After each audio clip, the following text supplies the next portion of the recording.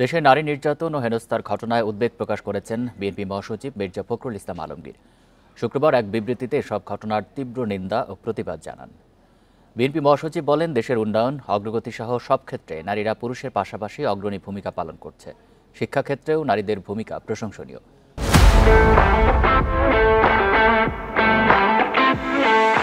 শিক্ষা প্রতিষ্ঠান সহ বিভিন্ন স্থানে নারীরা ইফটিজিং, শ্লীলতাহানি ও হেনস্থার শিকার হচ্ছে।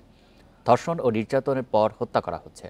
পতিত আওয়ামী লীগ সরকার নারী নির্যাতনের বিরুদ্ধে ব্যবস্থা নেয়নি বলেই নির্যাতনকারীরা বেপরোয়া হয়ে উঠেছে।